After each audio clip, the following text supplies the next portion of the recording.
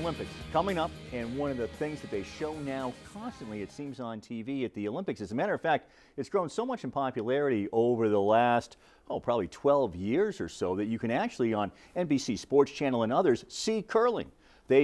Listen, I mean, it's all over in Canada, but here in the United States, it's really making a lot of inroads, and the Winter Olympics has a lot to do with that. It's a very TV-friendly sport. It's also a fun sport to play, and Scott from the Petersham Curling Club joins us now to tell us a little bit about the game. Scott, thanks so much for coming by. Thank you for having me, Hank. Yeah, is that how did you get into it? Because curling is kind of a unique sport that people don't really think about as much. Well, during the Vancouver Olympics, my daughter would sit there for hours and just watch this on the TV, and there was a little ad, maybe about an inch in the paper, that my wife saw and said, hey, why don't we run up to the club and show Megan what it's all about? And we get there, and there's 300 people there, and we're standing around. Wow. And you know, the people got us out on the ice, and we tried it for a little bit, and then there was the membership pitch, and I'm thinking, I could do this.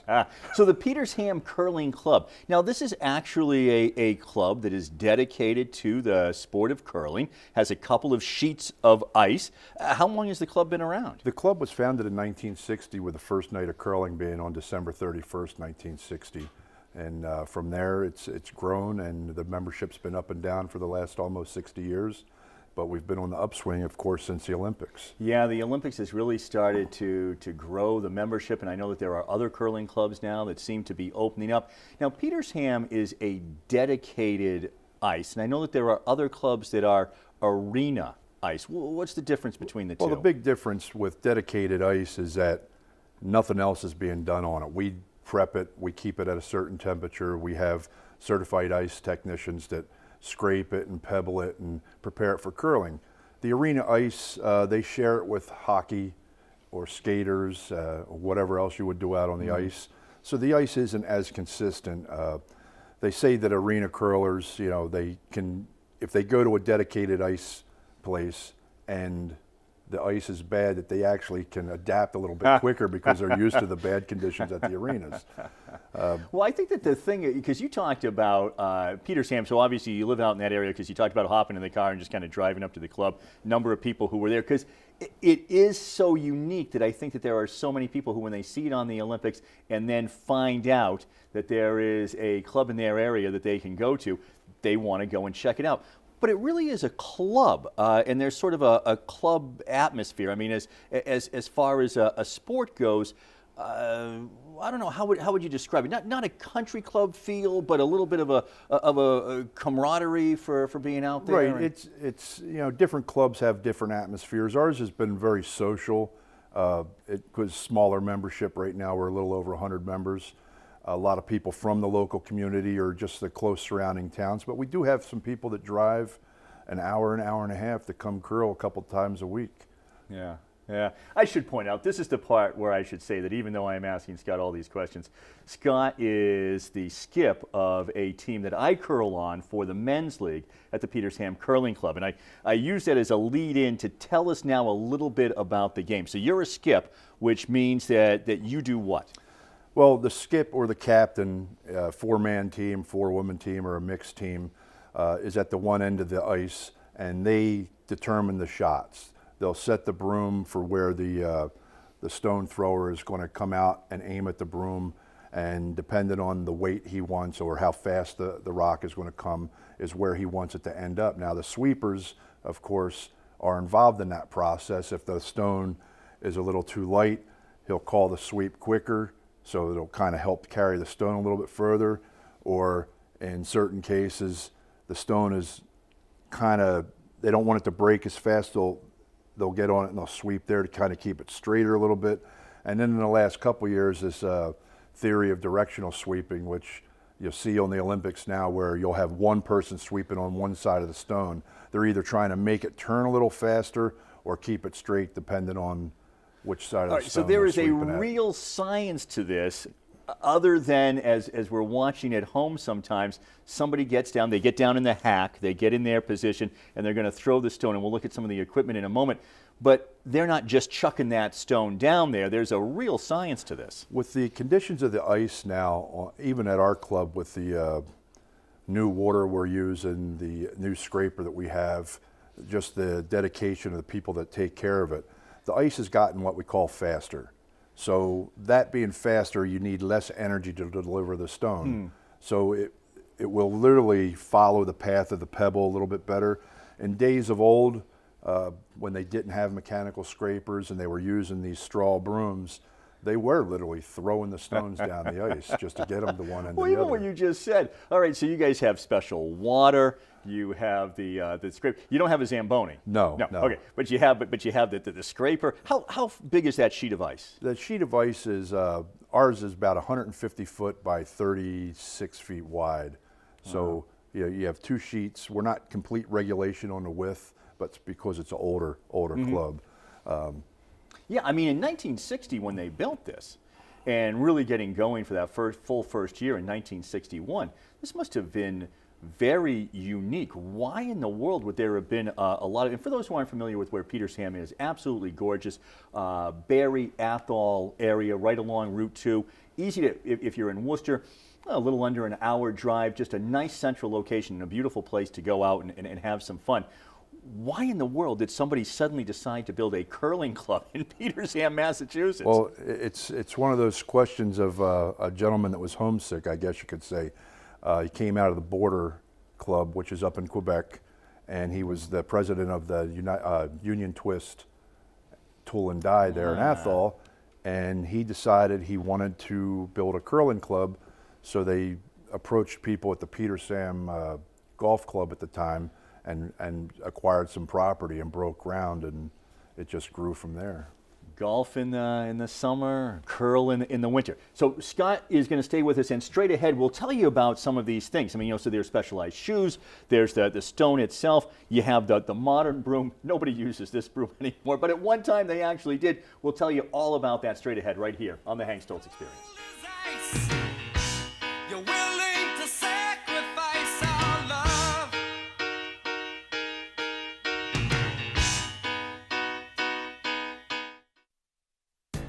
You can't get Worcester weather from a Boston TV station. The sun could be shining in downtown Boston, but the weather can be very different here in Worcester.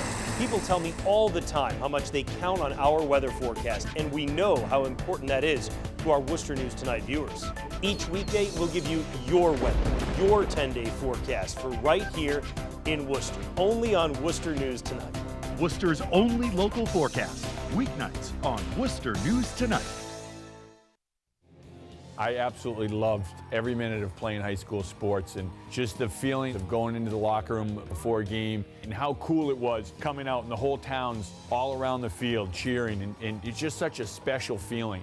Played basketball and golf at Auburn High. I was the captain of both teams my senior year. For me, I learned a lot because I played high school sports when I was at Auburn High School. I started back in March of 1997, and it was a lot different then. I was the only person in sports. We were shooting on VHS tapes. I started in December of 2000. I was the assignment desk editor and the Health Watch reporter. I was also always a sports guy.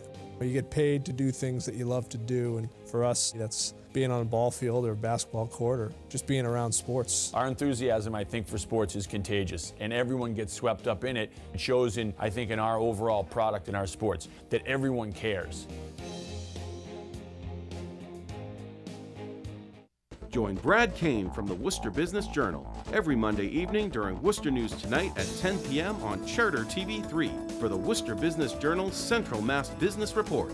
Catch all the latest business news that impacts your bottom line. I'm Lisa Conant from the Hanover Theatre. Join me every Thursday during Worcester News Tonight at 10 p.m. for the Hanover Theatre This Week. Discover the magic of Broadway, music, and more at one of the world's top theaters, the Hanover Theatre, right here in Worcester.